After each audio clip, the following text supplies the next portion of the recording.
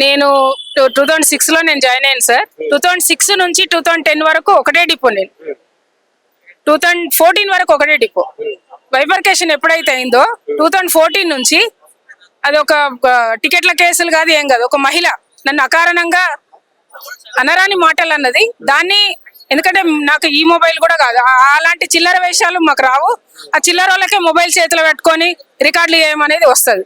Cash కట్టే ఇదిలా అక్కడ ఆమె మాటలు విపరీతమైన నానా మాటలతో దూషించింది సార్. మానసికంగా నేను ఇబ్బంది పడి వెంటనే నేను దానిపై స్పందించాను. అది వీడియో తీసి డిఎం గారికి కంప్లైంట్ చేశారు. మరి నేనే కంప్లైంట్ చేయడమా తను కంప్లైంట్ చేయడమా అన్నది పక్కన పెడితే ఎంక్వైరీ రిపోర్ట్ లో మాత్రం నా వివరణ కూడా ఉంటది. అది చూడకుండా ఇమీడియట్ గా సస్పెన్షన్ చేశారు.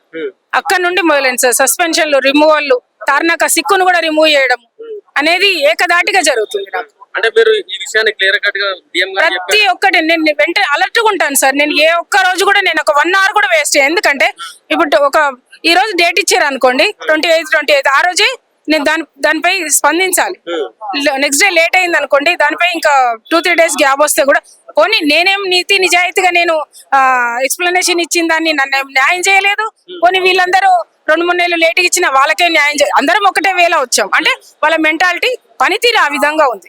ఇంకొకటి 2023లో నేను ఇప్పుడు వీళ్ళందరిని అడుగుతున్నా, ఇంతకు ముందు కూడా 2023లో నేను సస్పెన్షన్ లో అప్పుడు నేను లిఫ్ట్ అయ్యాను.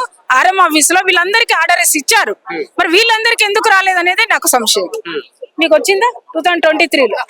చాలా మందికి నేను మొన్న రీసెంట్ లో సార్ మే 11th మే సస్పెన్షన్ అంటే హాఫ్ పే శాలరీ ఇస్తారు సార్ నాకు. ఆ హాఫ్ పే శాలరీ ఇచ్చి మాత్రం ఎందుకు కూర్చోబెడుతున్నావు నన్ను? దాని వెనకాల కూడా వాళ్ళకి చాలా రాబడి ఉంటుంది సార్. ఒక వర్కర్ ని నష్టం చేస్తే దాని వెనకాల చాలా ఉంటాయి వాళ్ళకి. అందుకే ఈ విధంగా చేయడం. క్షుణ్ణంగా ఆలోచిస్తే అసలు ఈ సమస్యలే కాదు. ఎందుకంటే మేము కూడా నిఘా పెట్టి ఒక్కొక్క డిపోల అందరినీ ఆరాధిస్తే చాలా మంది బయటకు వస్తారు, అందరు ఉద్యోగాలు పోతాయి. కానీ మేము ఏంటంటే మా తోటి వర్కర్లు వద్దు అని చెప్పేసి మేము ఆలోచిస్తున్నాం. వాంటెడ్లీ అంటే క్షుణ్ణంగా చెప్పలేం. లేడీస్ ని ఒక రకంగా, జెంట్స్ ని ఒక రకంగా, జెంట్స్ ని డబ్బుల గురించి, అమౌంట్ గురించి అనేది, మమ్మల్ని ఆడవాళ్ళని వేరే విధంగా, ఆ విధంగా హింసించడం. ఈ విధంగా ఈ చిల్లర వేషాలు ఉంటే, ఎందుకంటే ఒక అవగాహన లోపము, చదువుకున్న వాళ్ళలాగా లేకపోవడం, ఒక క్షీణించిపోయారు మొత్తం.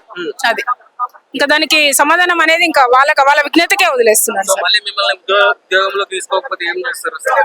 ఇప్పుడు నన్నే టార్గెట్ చేశారు కదా. ఇప్పుడు సార్ కూడా నన్ను పంపించి మళ్ళీ అక్కడ ఆపారు.